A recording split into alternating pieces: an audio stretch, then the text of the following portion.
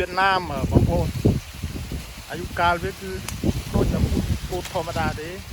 แต่เด็กกษัตริย์พิเศษរបស់វាគឺអត់មានតកៅស៊ីទេហើយ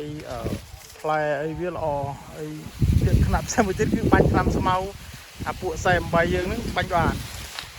វាស្ដែងចការហ្នឹងគឺអនុវត្តផ្ទាល់រួចហើយគឺបាញ់ថ្នាំស្មៅ48យើងបានមែនទេហ្នឹងនេះផ្លែល្អដល់គ្រប់ខែបានកាច់ហើយ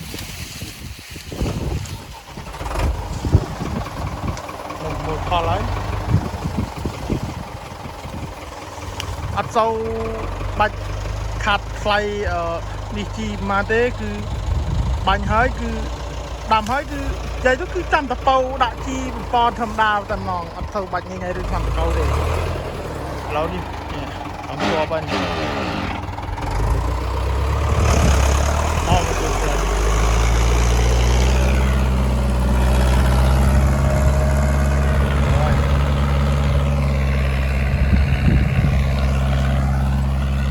3 1 គីឡូ4ផ្លែខ្លះ4ផ្លែខ្លះ3អូ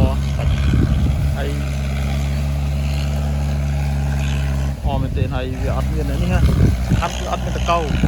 តែចាំទៅដាំពូជនេះវាអត់វារៀងថ្លៃជាងគេបន្តិចតែបើយើងកាច់ថ្លៃចំណាយយើងទិញប្រភេទយើងទិញថ្នាំទិញអីធម្មតាយកមកបាញ់យកមកទិញពូជនេះវិញគឺល្អមួយយ៉ាងដែរយើងមិនបាច់ហត់ទិញថ្នាំតកោទិញអីព្រោះថ្នាំតកោដូចដឹងតើមានថោកណាថ្នាំតកោពោតយើងទិញឲ្យនេះហើយដាំពូជនេះមកម្ដងក៏ហើយបាញ់ថ្នាំ48ទៀតបន្ទាប់មកយើងពោយើងដាក់ជីដូចទៅរបស់យើងធម្មតាតែលក្ខណៈពិសេសវាគឺវាគ្មានសត្វល្អិតប៉ះពាល់វាទេវាជាស្ដែងគឺផ្លែវាក៏ល្អ